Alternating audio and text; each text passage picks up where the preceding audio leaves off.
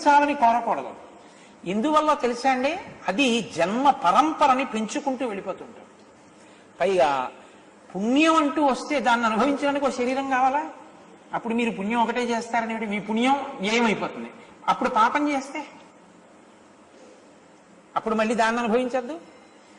ఇప్పుడు ఆ పుణ్యము నాకొద్దు, పాపము నాకొద్దు, రెండూ నాకొద్దు అన్నారనుకోండి, చేసేసి ఉమామహేశ్వర పరబ్రహ్మార్పణమస్తు, నన్ను వాడుకున్నందుకు నీకు థ్యాంక్స్ అన్నారనుకోండి, ఈశ్వరుడు ఎంత సంతోషిస్తారు చూడండి. ఇప్పుడు మీకు రావలసిన జన్మలు తరిగిపోతున్నాయి. ఇంకా ఈశ్వర ప్రీతికి మీరు హేతు అవుతున్నారు. ఆ ఈశ్వర ప్రీతి కర్మలు చిత్తశుద్ధితో చెయ్యగా జ్ఞానావిర్భావమునకు కారణమవుతుంది. ఆవిర్భవించిన జ్ఞానము పునరావృత్తి రహిత శాశ్వత శివ సాయుధ్య స్థితికి కారణం. జ్ఞానము వలన మాత్రమే మోక్షం. జ్ఞానము చిత్తశుద్ధితో కూడిన కర్మల వలన సాధ్యం. కాబట్టి కర్మ చిత్తశుద్ధితో ఎందుకు చేయాలంటే జ్ఞానం కోసం చెయ్యాలి. మీరు ఒకటి కొంచెం నేను ఉదాహరణ చెప్తే మీరు బాగా పట్టుకుంటారు. అన్నం వండుతూ ఉంటారు. అన్నం వండేటప్పుడు కుక్కర్ శుభ్రంగా కడిగేసి అందులో ఏదో డబ్బా నీళ్లు పోస్తే 2 డబ్బాలు నీళ్లు పోసి దానికి మూత పెట్టేటప్పుడు గ్యాస్కెట్ జాగ్రత్తగా పెట్టి దాని మీద పెట్టి బాగా తిప్పి చూసి కదలటం లేదని 2 హ్యాండిల్స్ సమానంగా వచ్చాయా లేదా చూసి దాని మీద వెయిట్ పెట్టి ఓసారి చిన్న దెబ్బ వేసి కొట్టి చూసి ఎక్కడి నుంచి నీళ్లు రావట్లేదు నమ్మకం చేసుకుని ఇప్పుడు దాన్ని తీసి గ్యాస్ స్టవ్ మీద పెట్టి ఓ 20 నిమిషాలు పోయిన తర్వాత కంచం పెట్టేసుకుని కుక్కర్ దింపేద్దామని చూశారు. ఉడుకుతుందా అన్నం? ఉడకదు. లోపల ఉన్న ప్రతి బియ్యపు గింజ అన్నపు మెతుకుగా ఉడికించగలిగినది ఏది? అగ్నిహోత్రం.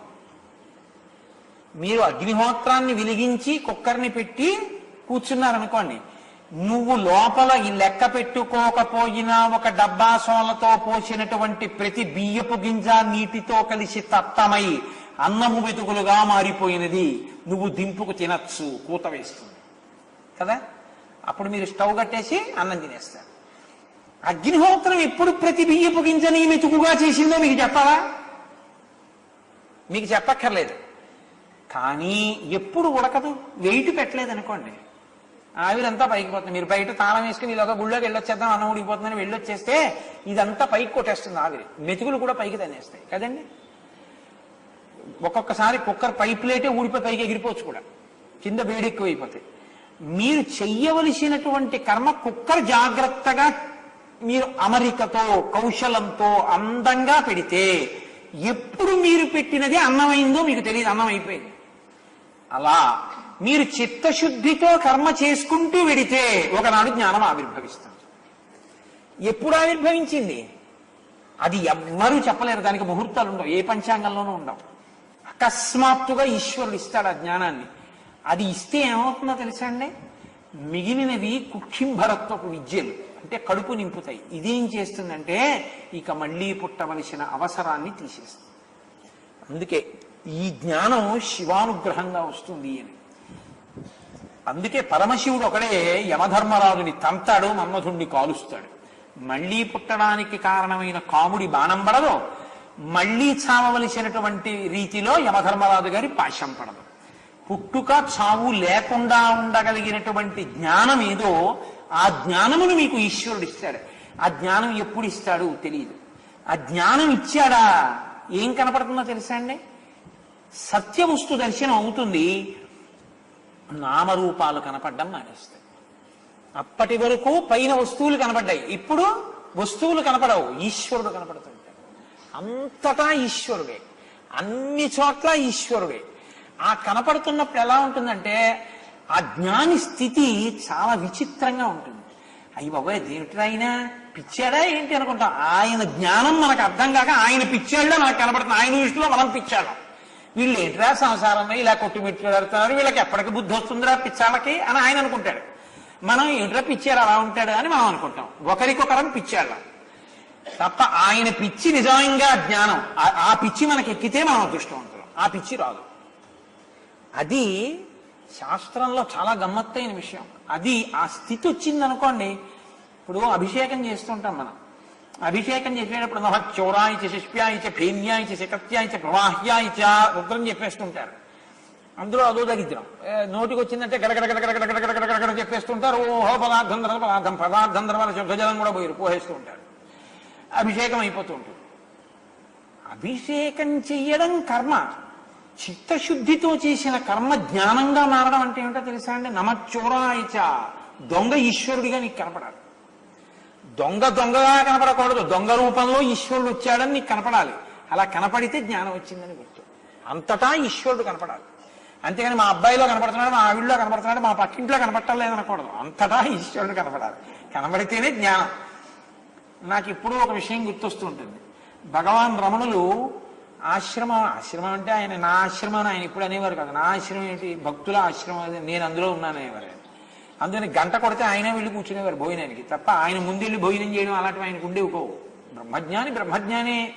కాబట్టి ఒకసారి ఆయన లోపల తలుపు గడియేసుకుని ఏదో 2-3 ఉన్నారు చుట్టూ అంతేవాసులు లోపల పడుకున్నారు. ఆయన మంచాలు కొంచాలు లేవు, కటిక నేల చాప పడుకున్నారు. పడుకుంటే దొంగలు వచ్చారు. ఆ లోపల ఏమైనా ఉన్నాయేమో అని వాళ్ళు తలుపు కొట్టారు. తలుపు కొడితే కిటికీలోంచి చూసి ఆయన అన్నారు, ఎవరు మీరు అన్నారు. వాళ్ళు అన్నారు, మేము దొంగలం అన్నారు. రండి స్వాగతం అని తలుపు తీశారు. వాళ్ళందరూ చిసి మాకు జాబ్ సాటిస్ఫాక్షన్ ఉంటుంది. ఏమిటా తలుపు తీరేది, అలా తీయకూడదు. వేసేసి అరువు దొంగలను మేము తలుపులు బద్దలు కొట్టుకుని లోపలికి వస్తాం. అంటే ఆయన అన్నారు, వద్దు, ఎందుకు అలాగా, నేనేం అరవను, మీరు ఈశ్వరుడు, రండి, మీకేమైనా కావాలా, ఇదిగో ఇవి ఉన్నాయి మా దగ్గర, మీకు ఏమైనా కావాలంటే తీసుకోండి అన్నారు. అంటే వాళ్ళన్నారు, బుద్ధిహీనుడా, పిచ్చాడిగా ఏంటి, అరవాలి దొంగలని, అంతేగాని తీసుకోమంటా ఏంటి, తలుపు వేసుకోమన్నారు. అంటే పోనీ మీకు తృప్తా, అలాగే వేసుకుంటాను రండి అని తలుపు వేశారు. వాళ్ళు ఏదో బద్దలు కొట్టుకున్నారు, లోపలికి వచ్చారు. పారిపో అన్నారు. ఎందుకన్నారు ఆయన? పారిపోవాలి దొంగను చూస్తే అన్నారు. నేను అలా పారిపోను, నాకు ఈశ్వరుడు కనపడుతున్నాడు, మిమ్మల్ని చూస్తూ నించుంటానన్నారు. బుద్ధి ఉందా లేదా, నువ్వు పారిపో, మేము ఎత్తుకుపోతాం, అప్పుడు కానీ మాకు దొంగతనం చేసిన తృప్తి ఉండదు. మాకు ఏదైనా పట్టుకెడితే మామూలుగా పట్టుకెళ్ళకూడదు, మేము కష్టపడి దొంగతనం చేశామన్న తృప్తి మాకు ఉండాలి, అందుని పారిపోవాలి. అంటే మీ తృప్తికి వెళ్ళిపోమంటే వెళ్ళిపోతాను తప్ప అలా పారిపోవడాలు అవన్నీ నేనేం చేయనని ఆయన వెళ్ళిపోతారు. అలా పారిపోతున్న వాళ్ళని కొట్టి వాళ్ళ వస్తువులు ఎత్తుకుపోతే మాకు సంతోషం అని వాళ్ళు దుడ్డు కర్ర తీసి నడుస్తున్నటువంటి రమణుల యొక్క కాళ్ళ మీద కొట్టారు. కొడితే ఇంతంత తట్లు తేరిపోయాయి ఆయన కాళ్ళ మీద. తేరిపోతే ఆయన నవ్వుతూ ఆ దెబ్బలు తింటూ వెళ్ళి కూర్చున్నారు అక్కడ. ఆయన శిష్యులు ఏడుస్తూ వాళ్ళు ఏమున్నాయని అందులో చాప అవిని చిచి మరీ ఇంత అన్యాయం ఏమిటని వెళ్ళిపోయారు. పైగా తృప్తి కూడా లేదు, ఏమిటో ఈ మనిషి ఏమిటో పిచ్చేళ్ళలాగా అనుకుంటూ వెళ్ళిపోయారు. ఆ చుట్టూ ఉన్న వాళ్ళు అన్నారు, భగవన్ అనండి, సామ కొట్టేస్తాం వాళ్ళని, మిమ్మల్ని కొట్టడమా, ఇంతంత తట్లు తేరిపోయాయి కదండి అన్నారు. రమణులు అన్నారు, నాలుక నాదే పళ్ళు నావే, అన్నం తినేటప్పుడు నా నాలుక నా పళ్ళ కింద పడితే పళ్ళు పీకేసుకోనా అన్నారు. అభిప్రాయం ఎలా పీక్కుంటారు, మన పళ్ళు కదా, అందుని ఓర్చుకోవడమే అన్నారు. ఆ సర్వేశ్వరుడే దొంగ రూపంలో వచ్చాడు, ఆ సర్వేశ్వరుడే నాకు ఈ బహుమానం ఇచ్చాడు. మీరు పూలు తెచ్చి వేస్తే ఎంత తృప్తో వాళ్ళు కర్ర పెట్టి కొట్టినప్పుడు నాకు అంతే తృప్తి అన్నారు. ఆయన బ్రహ్మజ్ఞాని కదండి. ఆ స్థితిని చేరడం అంత సామాన్యమైన విషయమేం కాదు, అది నోటితో చెప్పినంత తేలిక కాదు. ఆ ద్వంద్వాతీత స్థితిని పొంది అంతటా బ్రహ్మమునే చూడగలగడం, అలా చూస్తే నమచ్చోరాయచ నీకు జ్ఞానంగా మారింది. నమచ్చోరాయచ గురించి నువ్వు ఆలోచిస్తూ, ఈశ్వర నువ్వు దొంగలగా కూడా ఉంటావయ్యా, నమ పీమ్యాయచ నురుగు నువ్వేనయ్యా అని అనుకుంటూ అభిషేకం చేసి చేసి చేసి చేసి అంతటా ఆ బ్రహ్మమునే చూసి రమించిపోయేటటువంటి వాళ్ళ ఆనందం వేరుగా ఉంటుంది. వాళ్ళ స్థితి మీకు ఆ కన్నులలో కనపడుతుంది. మనకు ఆవు కనపడుతుంది. ఆయన ఓ ఆవుని ఇలా ఎడంచేత్తో ఇలా ఆవు ముఖాన్ని దగ్గరగా పట్టుకుని మనందరిలో తన బిడ్డల్ని ఈశ్వరుణ్ణి చూసుకుంటూ సంతోషంగా ఇలా చూస్తూ తెల్ల గడ్డంతో అలా నిలబడిన భారతీ తీర్థులు మీకు కనపడ్డారనుకోండి, ఆయన్ని చూసేటప్పటికి అసలు ఆ ఆవుని ఎడంచేత్తో ఇలా పట్టుకుని మిమ్మల్ని చూస్తున్న ఆ వాత్సల్యమూర్తి యందు మీకు ఎంత ఆనందం కనపడుతుందో ఒకసారి చూడండి. అటు ఎలా చూస్తున్నారు ఆయన, వీడు చెప్తున్నాడు రామాయణం అంటే ఏమిటో ఎలా చెప్తున్నాడో అని. అది వారి యొక్క తృప్తి, వారి ఆనందం, అంతటా బ్రహ్మమును చూడగలిగి రమించగలిగిన ఆ స్థితి కన్నులలో వ్యక్తం అవుతుంది. కాబట్టి ఇలా చూడడం చాలా గొప్ప విషయం, అదేమంత తేలిక విషయం కాదు. ఇది ఎక్కడి నుంచి వస్తుందంటే చిత్తశుద్ధితో కూడిన కర్మాచరణము వలన. మీరు కర్మ చేసి నాకు పుణ్యం అన్నారనుకోండి, దిక్కుమాల పుణ్యం కింద ఉంటుంది అంతే. ఏం చేస్తుంది? ఏమీ చేయదు. ఎవడో పట్టుకొచ్చి గొలిసేస్తాడు. ఏం చేస్తారు? చచ్చిపోయిన తర్వాత తీసేత పారేస్తారు. ఉంటుందేంటి? పైన కప్పిన బట్ట మేటి చాకలి పాలు, ఆఖరికి తీసుకొచ్చి ఇంట్లో ఎన్ని పంచెలు ఉండనివ్వండి, ఓ 6 గజాలు 8 గజాలు సైను కూడా తీసుకొచ్చి ఆ బట్ట మీద శరీరం మీద బారేసి చెంబుతో కూడా పోయిరు, బిందెత్తి పోసేస్తారు పైన తల నుంచి పాదాల వరకు. పోసేసి ఓ తాడు ఒకటి పట్టుకొచ్చి గట్టిగా వేసి కట్టేస్తారు కొత్త కర్రలకి. వేసేసి తీసుకుపోయిన తర్వాత వల్లకాట్లో దింపి బట్ట తీసి అవతల పారేస్తారు. చాకలు పట్టుకుపోతాడు. ఏమిటి నువ్వు పట్టుకెళ్ళింది? తల్లి గర్భము నుండి ధనము తేడెవ్వడు వెళ్లిపోయడినాడు వెంటరాదు, లక్షాధికారైన లవణమన్నమే కాని మెరుగు బంగారంబు మింగబోడు, విత్తమార్జన చేసి విర్రవీగుటె కాని కూడపెట్టిన సొమ్ము కుడువలేడు, పొందుగా మరుగైన భూమి లోపల పెట్టి దాన ధర్మము లేక దాచి దాచి తుదకు దొంగలకిత్తురో దొరలకవును, తేనె జుంటీగలియవా తెరువురులకు, భూషణ వికాస శ్రీధర్మపుర నివాస దుష్ట సంహార నరసింహ దురిత దూర. కాబట్టి ఎవడగాలా ఆ పుణ్యం? ఈశ్వరానుగ్రహం చాలు మాకు. మాకు మళ్ళీ జన్మొద్దు, మేము ఎంత తొందరగా అటువైపు అడుగులేస్తాం అన్న స్థితి కొరకు ఉత్సాహంతో ఈశ్వర కార్యం ఎందుకు చేస్తున్నావు? చేయకుండా ఉండలేక. పొద్దునే పేపర్ ఎందుకు చదువుతావా? చదవకుండా ఉండలేక. కాఫీ ఎందుకు తాగుతావు? తాగకుండా ఉండలేక. కాఫీ తాగితే కానీ ఏం నడవదండి మనకి అంటాడు ఒక. మనకంటాడు, వాడికి మన్ని కూడా కలుపుతాడు పక్కనున్నట్టు. కాబట్టి అది ఎందుకు తాగుతున్నావు అంటే తాగకపోతే నడవదు కనుక. మరి ఈశ్వరుడు గుడికి ఎందుకు వెళ్తున్నావు? వెళ్లకుండా ఉండలేను కనుక నేను. అంతేగాని వెడితే పుణ్యం వస్తుందని వెళ్ళకు. అన్నిటికీ బేరమే, దిక్కుమాలిన బేరం. ఈ బేరం ఉండకూడదు. నిష్కామముగా చేయడం అనేటటువంటిది లోపల నుంచి రావాలి. అది చిత్తశుద్ధి. ఇది లోపలికెళ్ళి పైకి రావడం. చిత్తశుద్ధితో కర్మాచరణ చేస్తే జ్ఞానావిర్భావమునకు కారణమవుతుంది. ఇది ఈ అనుగ్రహమే రేపు సీతమ్మలో రాముడు కనపడతాడు, విశ్వమునందు విశ్వనాథుడు కనపడతాడు, అద్వైత దర్శనం అవుతుంది, భవిష్యత్ బ్రహ్మ అవుతారు, మహానుభావుడు అవుతాడు. దీనికి కారణం ఎక్కడుందో పట్టుకుని మీరు అన్వయం చేసుకోవాలి జీవితంలోకి. అందుకనది ఉపాసన రహస్యాలు చెప్పింది కాబట్టి ఆత్మ సౌందర్యమును ఉద్దీపింపచేసిన సుందరకాండం. కనుక ఇప్పుడు ఆయన 3వ దుష్కరమైనటువంటి కర్మ చేశారు. ప్లవమానంతు తం దృష్ట్వా సింహికా నామ రాక్షసి మనసా చింతయామాస ప్రవృద్ధా కామరూపిణి. ఆయన ఆకాశంలో అలా వెళ్ళిపోతుంటే ఆ సముద్ర జలాల్లో పడుకున్నటువంటి సింహిక అనబడేటటువంటి ఒక రాక్షసి చూసింది. అద్య దీర్ఘస్య కాలస్య భవిష్యామ్య హమాసిత ఇదం హిమే మహత్ సత్వం చిరస్య వశమాగతం. ఎంతో కాలంగా ఒక పెద్ద ప్రాణి దొరకాలని చూస్తున్నాను. ఒక పెద్ద ప్రాణి ఒకటి వెడుతోంది ఆకాశంలో. ఇప్పుడు నేను దీన్ని తింటాను అనుకుంది. తిర్యగూర్ధమలశ్చైవ వీక్షమాణస్తత కపి దదర్శ సమహత్సత్వం ఉద్ధితం లవణాంభసి తదృష్ట్వా చింతయామాస మారుతిర్వికృతాననం కపిరాజేన కథితం సత్వమద్భుత దర్శనం ఛాయాగ్రాహి మహావీర్యం తదిదం నాత్ర సంశయ. ఆయన వెంటనే అనుకున్నారు, ఓ నేను బయలుదేరుతున్నప్పుడు సుగ్రీవుడు నాతో చెప్పాడు, దక్షిణ సముద్రంలో నీడ పట్టి లాగగలిగినటువంటి ప్రాణి ఉంది అని చెప్పాడు. ఇదే. అందుకనే నా గమన శక్తి కుంటుపడింది, ముందుకు వెళ్ళలేకపోతున్నాను. ఇది నన్ను పట్టుకుంటోంది, వెళ్ళనివ్వట్లేదు అనుకున్నారు. అది ఈయన్ని తినడం కోసమని పెద్ద నోరు తెరిచింది. ఎంత పెద్ద నోరంటే వక్త్రం ప్రసారయామాస పాతాళంతర సన్నిభం ఘనరాజీవ గర్జంతి వానరం సమభిద్రవత్. ఓ పెద్ద గర్జన చేస్తూ పాతాళం ఎలా ఉంటుందో అంత నోరు తెరిచింది. తెరిచి ఎగిరి ఆయన్ని పట్టుకోవడానికి ప్రయత్నిస్తోంది. వెంటనే సంక్షిప్య మౌరాత్మానం నిష్పపాత మహాబల. మళ్ళీ చిన్ని శరీరాన్ని పొందారు. పొంది ఒక్కసారి దాని శరీరంలోకి వెళ్ళి దాని యొక్క మర్మావయవాలన్నింటినీ కూడా తన గోళ్లతో తుంచేశారు. తుంచేసి మళ్ళీ అంతే వేగంతో పైకి వచ్చేశారు. యస్యత్తే తాని చత్వారీ వానరేంద్ర యథాతవ.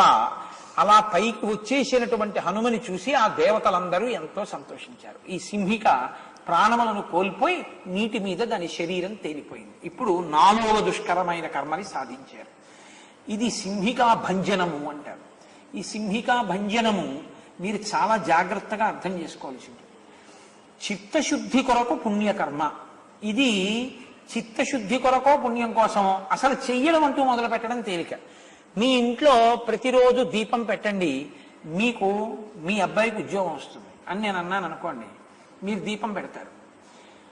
మనందరం చందనం తీద్దాం, కాబట్టి రేపు పొద్దున్న రండి అన్నాను అనుకోండి, మీ అందరు వస్తారు, చందనం తీస్తారు. మీ అందరూ ఆపదామపహర్తారం దాతారం సర్వసంపదాం లోకాభిరామం శ్రీరామం భూయో భూయో నమామ్యహం, ఈ శ్లోకం చెప్తాను. ఈ శ్లోకం మీరు చెప్పండి, చెప్పేటప్పుడు కోతిని మాత్రం గుర్తు తెచ్చుకోకండి అని నేను అన్నాను అనుకోండి, అదే గుర్తొస్తుంది. మీరు చూడండి, నేను ఈ శ్లోకం చెప్పిస్తాను, మీ ఎవ్వరికీ కోతి గుర్తు రాకూడదు. నేను చెప్పేటప్పుడు అన్నాను అనుకోండి, ఆపదామపహర్తారం అని నేను అనగానే ఆపద అది గుర్తురాదు కదా అదే గుర్తొస్తుంది. నిషిద్ధ కర్మ అంటే ఏది చెయ్యొద్దని వేదం ఉందో అది చెయ్యకుండా ఉండడం కష్టం. ఏది చెయ్యమని చెప్పిందో అది కొంతైనా చేయడం తేలిక. పొద్దున్నే స్నానం చెయ్యి, 9ంటికైనా చేస్తాడు, పోని 12ంటికన్నా చేస్తాడు. చేయకపోతే పోని కనీసం సాయంత్రం చేస్తాడేమో అని నేను అనుకుంటున్నాను, వేసవి కాలం కనుక. అసలు చేయకుండా మాత్రం ఉండడు, ఏదో స్నానం అంటూ చేస్తాడు. ఒరే నాయనా, ఒక పని ఉంది, ఎందుకు పవిత్రమైనది చెప్తూ నేను ఉచ్చరించాలి, నువ్వు అస్తమానం ఇదే పనిగా ఏవి చేస్తుండకరా అన్నాం అనుకోండి, అది నా బలహీనత అని వెళ్ళిపోతాడు. నిషిద్ధ కర్మ వద్దు అన్న పని చెయ్యకుండా ఉండడం చాలా కష్టం, చాలా చాలా కష్టం అండి. అసలు అందరూ దెబ్బెక్కడ తింటారంటే వద్దు అన్న పనిని చెయ్యకుండా ఉండలేరు. టీవీ చూడకు అన్నాను అనుకోండి, చూడకుండా ఉండడం అంటే ప్రాణం పోయినంత పని, యుద్ధమే వస్తుంది ఆయనతో. ఎంత దిక్కుమాలిన పరీక్ష పెట్టాడు రా వీడు అని. ఏమీ చెయ్యద్దు, శివ శివ శివ శివ శివ శివ అంటూ 1 గంట కూర్చో అన్నారనుకోండి, గడియారం పట్టుకుని పెడతారు గదిలోకి. మీరు చూడండి, ఎందుకో తెలుసా, కళ్ళు మూసుకొని శివ శివ శివ శివ అంటే ఏమవుతుంది, మహా అయితే గంట దాటిపోతుంది అంతే కదా అని ఒక్కనాటికి అండం అని ఓసారి ఇలా చూసుకుంటూ ఉంటాడు. ఎందుకని అంటే కష్టం. నిషిద్ధ కర్మని మీరు దాటలేరు, చాలా చాలా కష్టం అండి. నేను మీకు ఉన్న విషయాన్ని బాగా అర్థం అవ్వడం కోసం బాగా గుచ్చి గుచ్చి మాట్లాడడానికి కారణం అదే. మనిషి తరించేది దేనివల్ల తెలుసా అండి, అసలు వద్దన్న పని మానేయడం వల్ల. వద్దన్న పని మానేస్తే చెయ్యమన్న పని చేయడం వినా ఇంకో మార్గం ఉండదు. మీరు చూడండి, ఎందుకో తెలుసా, మీరు శరీరాన్ని ఆపగలరు, మనసును ఆపలేరు. శరీరాన్ని నువ్వు గుడికి వెళ్ళొద్దు అని కూర్చోబెట్టగలరు, మనసును ఆపండి, ఎక్కడికి వెళ్లకుండా మీ తరం కాదు తిరుగుతుంది. ఇప్పుడు అసలు మీరు చెయ్యొద్దన్న పనులు ఆపేశారనుకోండి, ఏదో ఒకటి చెయ్యాలి కాబట్టి ఒప్పుకున్న పని కోసం తిరుగుతుంది. దానికి ఏమీ చేయకుండా ఉండలేదు కాబట్టి ఏం చేస్తుంది, ఫోన్లో అలా గుళ్ళోకి పోమంటున్నాడుగా కాబట్టి ఆ గుళ్ళోకి పోయేదో అలా తిరుగుతుంటే అక్కడే నలుగురు కనపడతారు, ఏదో కాసేపు పిచ్చాపాటి ఎవరన్నా పలకరించి వద్దామన్నా గుళ్ళోకి పోతాడు. ఇప్పుడు చెయ్యమన్న పని వైపుకి ఎప్పుడెడుతుందంటే చెయ్యొద్దన్న పని ఆపగలిగితే. చెయ్యొద్దన్న పని ఆపలేకనే రాజ్యాలు పోయాయి, ఐశ్వర్యాలు పోయాయి, తరాలు నశించిపోయాయి, వంశాలు పతనమైపోయాయి, తపస్సు చేసి ఊర్ధ్వలోకాలకు వెళ్ళిన 10 తరాలు కింద పడిపోయాయి. ఎందువల్ల, చెయ్యకూడని పని చేసినటువంటి వాళ్ళు వంశంలో ఒక్కరు పుట్టడం వల్ల. ఒక్కడు చెయ్యకూడని పని చేస్తే చెయ్యవలసిన పనులు ఎంతో నియమాలతో కష్టపడి సాధించుకున్న పితృదేవతలు 10 తరాల వాళ్ళు ఢామ్మని కింద పడిపోతారు. ఒక్కడు లాగేస్తాడంతే.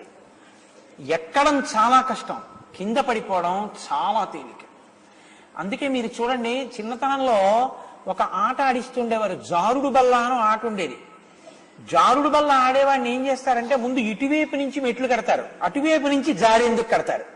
వీడు ఏం చేస్తారంటే ఇటు నుంచి కష్టపడి మెట్లు ఎక్కుతాడు, అక్కడికి వెళ్ళి ఏం చేస్తారంటే కూర్చుని పట్టు వదిలేస్తాడు, అంతే కిందకి జారిపోతాడు. మళ్ళీ ఇప్పుడు పైకి ఎక్కాలంటే ఇటు నుంచి ఎక్కలేడు, ఎందుకంటే జారే వాళ్ళు అడ్డొస్తారు. అందులో మళ్ళీ ఇటు నుంచి ఇటు పరిగెత్తి మెట్లు ఎక్కుతాడు, ఎక్కి జారిపోవడానికి ఎదురు చూస్తాడు. మీరు చూడండి, తన ముందు జారే వాళ్ళు ఉంటారు, వాళ్ళు జారిపోయే వరకు తను ఎదురు చూసి వాళ్ళు జారిపోయాక తను జారిపోతాడు. ఎక్కడం కష్టం, జారిపోవడం తేలిక జీవితంలో. తాతగారు పిల్లాన్ని పార్కుకి తీసుకెళ్ళి కాసేపు ఆడించిన తర్వాత నీకేమర్థమైందిరా, అదే లక్ష్యం, ఇట్నుంచి ఎక్కావు, ఎక్కేటప్పుడు పట్టుకుని ఎక్కావు, అట్నుంచి జారిపోవడానికి పట్టుకోవలసింది పట్టుకోకుండా వదిలేస్తే చాలు జారిపోయావు. జారిపోవడం సుఖంలా అనిపిస్తుంది, కానీ ఎక్కడమే గొప్ప. జారిపోయిన వాడు ఎక్కడ మొదలెట్టాడో అక్కడే ఉంటాడు.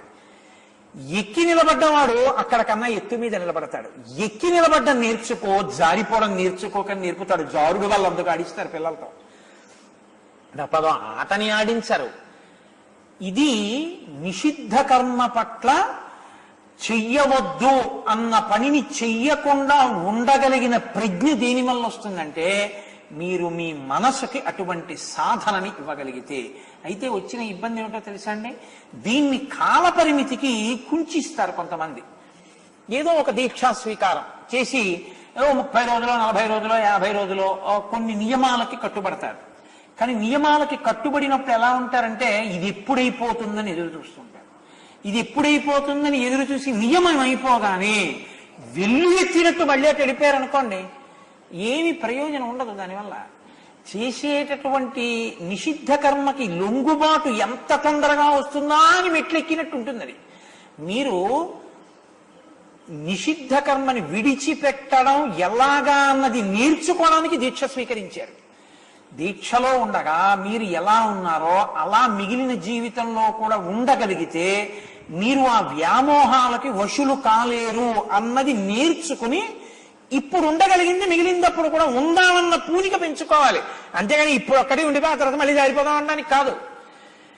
అందుకని అది ఏం చేస్తుందంటే లాగేసుకుంటుంది. నిషిద్ధ కర్మ చాలా చాలా కష్టం. మీకు చెయ్యమన్న పని చేయడం చిత్తశుద్ధి మాట దేవుడు ఎరుగు. ఏదో ఒకటి చేయడం ఎవడైనా చేస్తాడు. ఏదో తులసి దళాలు పట్టుకెడతాడు, ఏమీ చేయకపోయినా తువ్వాలు కట్టునో అగరత్తు తిప్పుతాడు. ఏదో ఈశ్వరుడికి పాపం ఆ ధూపం లేదు ఏడుస్తున్నాడు అని చెప్పి ఏదో ఆగరత్తు తిప్పేసి అక్కడ పెట్టేస్తే అక్కడతో ఆ గొడవ వదిలిపోతుంది. అరటిపండు పూర్తిగా ఒలిస్తే మళ్ళీ తను తినడానికి ఉండదు, రాత్రి పాడవుతుంది. అందుని గిల్లేసి పెట్టేస్తే రాత్రి మనం తినేసేయచ్చు. గిల్లేసి ఓ అరటిపండు పెడతాడు. అది పూర్తిగా దాని భావన తెలిస్తే వేరుగా ఉంటుంది. ఆ నివేదన అనేటటువంటి దాని గురించి భగవాన్ రమణులు ఇవాళ ఎందుకో నాకు వారే స్మరణలోకి వస్తున్నారు ఎక్కువగా. పోన్లేండి, మహాపురుష సంస్మరణ ఎప్పుడూ మంచిది. రమణుల దగ్గరికి వెళ్ళి ఒక ఆయన నైవేద్యం పెట్టడం అంటే ఏమిటని అడిగారు. అంటే ఆయన చమత్కారమైన ఉపమానం చెప్పారు. వెనకటికి ఒక ఆయన భార్యను అన్నాడు, ఉసే నేను ఇవాళ గణపతి పూజ చేసుకుందాం అనుకుంటున్నాను, అందుకని కాస్త చలివిడి అవి చేసి ఇవ్వవే అన్నాడు. అంటే అలాగేనండి అని ఆవిడ ముందు చలివిడి తీసుకొచ్చి అక్కడ పెట్టింది. ఆయనకి ఎందుకు పుట్టిందో బుద్ధి, ఆ చలివిడితోటి తెల్లగా ఉంది కదా అని గణపతి బొమ్మ చేశాడు. చేసి అక్కడ పెట్టి పూజ చేశాడు. ఇప్పుడు నైవేద్యానికి ఆవిడ్ని పిలిచి అన్నాడు, సే చలివిడితో వినాయకుడిని చేసుకున్నాను, ఏదైనా నైవేద్యానికి ఇద్దు అన్నాడు. అంటే ఆవిడ నీ మోహం ఇచ్చా చలివిడి ఇచ్చాను కదా, ఇంకా ఏమిటి, ఏం పెట్టుకుంటావో పెట్టుకో, ఇంకా నేను చేయను. ఇప్పుడు ఆయన ఏం చేశాడంటే వినాయకుడి బొజ్జ గిల్లి చలివిడి అక్కడ ఎట్టి నైవేద్యం పెట్టాడు. చలివిడితోనేగా ఉన్నాడు వినాయకుడు. చలివిడి వినాయకుడి బొజ్జ గిల్లి వినాయకుడికే నైవేద్యం పెట్టడం ఎటువంటిదో ఆయన సృష్టిలోనే ఉన్న సమస్తాన్ని ఆయనకి ఇవ్వడం అటువంటిది. నువ్వు ఇవ్వడానికి ఏముంది, ఆయన చేసిందే. ఆయనది ఆయనకిచ్చి ఆయన ప్రసాదంగా నువ్వు తినడం దొరతనం, ఆయనది ఆయనకి చూపించకుండా నీదని తినడం దొంగతనం. ఈ భావన బాగా లోపల పాదుకుంటే చిత్తశుద్ధితో కూడిన కర్మ. కనీసం ఏమీ లేకపోయినా పోనీ అక్కడ పెట్టేదో గంట వాయిస్తూ ఉద్ధరణితో నీళ్లు తెలి చూపించడం, చిత్తశుద్ధి కాకపోయినా పోనీ ఏదో చేస్తున్నాడు. అసలు మొదట మెట్టు అంటూ ఎక్కడప్పుడు కదా 5వ మెట్టు 6వ మెట్టు. వద్దురా అన్న పని చేయి ఆపడం చాలా కష్టం అండి. ఇది అక్కడ సురసకి నమస్కారం చేశారు ఆయన, అందులోకి వెళ్ళాలి. ఆ కర్మలోకి వెళ్ళి చిత్తశుద్ధితో కూడిన కర్మగా మార్చాలి. నాకు ఈ పుణ్యం అక్కర్లేదు, పాపం అక్కర్లేదు, ఈశ్వర చేయకుండా ఉండలేక చేస్తున్నాను అనాలి. ఇక్కడ చెయ్యకుండా ఉండలేనటువంటి పరిస్థితి నుంచి తప్పించుకుని చెయ్యకుండా ఉండగలిగిన వాడిని అవుతున్నాడు. అందుకని దానికి నమస్కారం లేదు. ఇంకా దాని మర్మావయవాలు పిలిచేశారంతే. అసలు దాని జోలు అన్నది ఉండకూడదు అంతే. ఇంకా దాని మూలాలు ఉండకూడదు, ఇంకా దాని వేపుకి వెళ్ళకూడదు. అసలు అటువంటి ప్రజ్ఞ సంపాదించాలి. కాబట్టి ఇప్పుడు సింహికా భంజనం చేశారు. సింహికా భంజనం చేస్తే ఆ పైన ఉన్నటువంటి దేవతా సంఘాలున్నాయి. దృష్టిర్మతిర్దాక్ష్యం స్వకర్మసు నసీదతి యస్య త్వేతాని చత్వారి వానరేంద్ర యథాతవ.